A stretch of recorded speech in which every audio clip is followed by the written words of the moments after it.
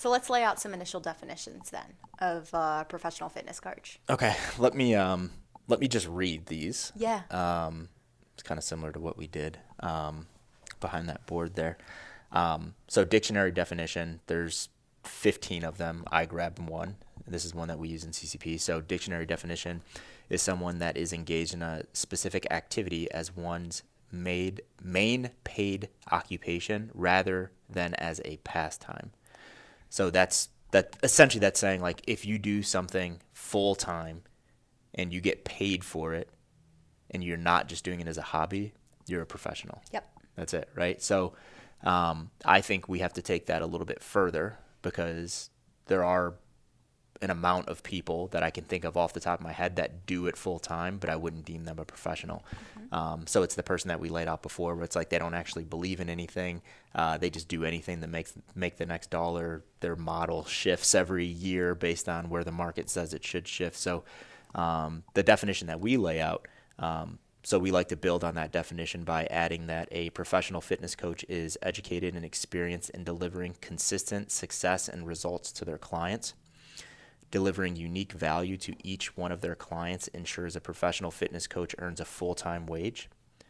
So there's like some context as to why they're earning that full-time wage, not just selling their souls to do it. Making it possible for coaching to be a full-time career. What's more, professional fitness coaches move the profession forward by teaching their coaches and clients how to be autonomous in and out of the gym. So there's a lot of things in there when we start talking about ideas. So idea number one is you're doing this to help people, right? You're helping people, you're teaching people. You want them to eventually be able to do this stuff on their own because fitness isn't fitness. It's becoming a commodity, but it shouldn't be, right? Where it's like, you should be able to develop your own fitness. I mean, you do. You should be able to go into the gym and develop your own fitness without the assistance of anyone. But you went an amount of time where someone helps you, you went through some education, you did this and that, and now you're completely autonomous in your fitness. Everyone should have the opportunity to eventually get there. If we're like hiding the answers from clients and we're like, I don't want you to know what's behind this whole thing because I'm scared that you're eventually going to figure it out and go and do it on your own. You're not doing it for the right reasons, in my opinion. So yeah, a lot of small pieces in there, but that's our definition of a professional fitness coach. Yeah, I think that notion of building autonomy and fitness, like almost being like a public good versus something that we keep behind closed doors Yep. is so powerful because there are a lot of people that lack the resources to have access to what might be deemed as like great fitness based on like paying a coach to be able to help them for the rest of their life. And that's not to say that a definition like that is going to change any of the inequality that exists in fitness and the fact that a lot of people don't have access and probably won't have access to good fitness. But over time, if we can get more clients, with their hands on that education to be able to extend that out to their families who can spread it to their own families, like that really pushes that mission of every person there doing their ideal version of fitness forward so much more than just like, I'm giving you this one workout, Yep. you do this for this session, and it only exists in this like really limited time frame. Yep. Yeah, a lot in there. Yeah, we could probably talk for an hour on, definitions and ideologies and challenge each other a little Yeah. bit because this will evolve, Yep. right? This will evolve. It has evolved. Yeah. We used to be a lot more steadfast on like, if you're not in it for the right reasons, get the hell out of here. And now we're kind of like, people have to find their way. If you don't check the boxes on that definition right now, but you're like, I want to become a professional fitness coach. That's okay. We all started somewhere. We started as part-time coaches, right? Like if you're like, I can't think of anyone off the top of my head that was like doing one thing. They had zero experience in fitness coaching. And then the next day they were all in, they were coaching a bunch of people and they were doing it full time. There's always that transition period to becoming, a full-time professional fitness coach. Yeah, I mean, there was something I noticed in that definition, which was the word experience. And that implies there has to be a period of time spent learning and gaining experiences. And until you've had that, which you can't cheat, Yep. like you can't just snap your fingers and all of a sudden have experience or read a bunch of books and call that experience. You have to have time in the trenches. And so that immediately eliminates your brand new, fresh out of school or fresh out of, taking their ACERT trainer from calling themselves a professional fitness coach. Even someone who's, going through CCP and hasn't yet completed their case studies. Like until they've had that experience and worked with a diverse group of clients, they're not a professional fitness coach yet, just because they haven't had that. Yeah, and experience means a lot of things, right? It's like working with a bunch of people, doing a lot of the things yourself as a coach. That all sits in experience as well. Yeah. The getting results piece, too, I found really, really beneficial because you can coach a shit ton of people. You can coach a shit ton of people and get no results. And we'll talk about that toward the end of the conversation, I believe. But you can coach a lot of people, get no results, and just bank on bringing more people in over time. Yeah. But for most, that's going to run out. For most with not a lot of influence, and most of us don't have any influence really, like at a large scale.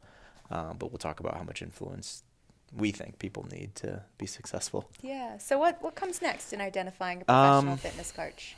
So I think the next thing, and I don't want to beat this one to death because I feel like I talk about this too much, but I think it's good to hear the same things over and over sometimes. But just believing in something. Yeah. Like you have to believe in something. And, if we laid out the attributes of a professional fitness coach, they believe in something. And do I think that there's professional fitness coaches that don't practice anything close to our ideology and our methodology? Yes. Right? Yes. We may not agree with what they believe in, but they believe in something and they check the boxes on what we laid out as our definition. So we have to say that person is a professional fitness coach. So we're not just laying this definition out and saying you have to be an OPEX coach to be a professional fitness coach. That's not the case at all. Because we want to be a part of that. We want to be a part of moving the fitness industry forward as well, even if it goes against our best interest. And that's easy to say, but it's harder to do. So yeah, just believing in something, right? Where it's like, why are you doing this thing? What is your main purpose in doing this? And if you don't have the answer to that, you're just going to be lost today or end up being lost because it's like you have nothing to fall back onto. And I know we talk about that a lot and like, on the competence side and like falling back on your principles and using your principles as, what did Sam call them? Bumpers. Yeah, Thanks, bumpers. Sam Smith. Yeah. He took the guardrail thing to a next level, so I appreciate that. But using those as like the guardrails, it's the same idea with beliefs. If you don't have beliefs, you have no guardrails. Like you can't stay within a lane because you don't have a lane.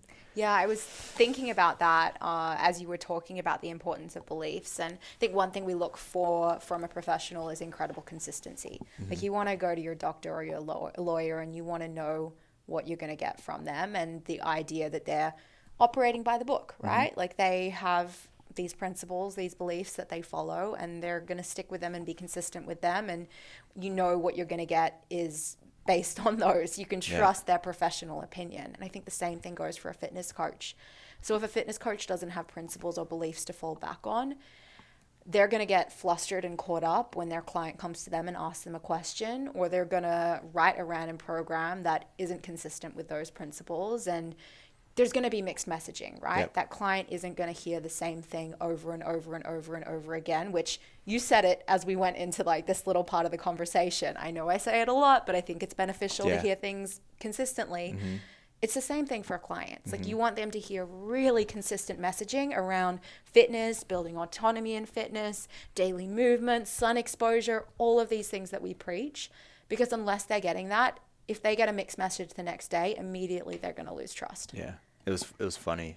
We talked about it in the cohort call. One of the questions was, how do I get my clients to really buy into this idea of, behaviors and lifestyle and kind of stop worrying about, the back squats and the bench presses. And my response back was simply, you have to believe it first, because because we put off an aura, right? We put off an aura. You know, some humans are smarter than others, but I think we can all, as humans, kind of feel if people are genuine in what they're saying. And if you're just like, if you're telling people, hey, behavior and lifestyle is really important, but in the back of your head, you're just like, because OPEX said so, you're not going to get very far, right? Like if that's what you want to push forward with your clients, you have to really believe it. So back to the beliefs part, it's like you have to believe in something, and to get head out of the clouds a little bit and think about like, where does this come into play on a day-to-day, tangibly. Imagine being a coach, waking up on a Friday morning, and you have 15 clients to program for, and something comes up, and that time that you have, that 2 hours you had, is now 90 minutes.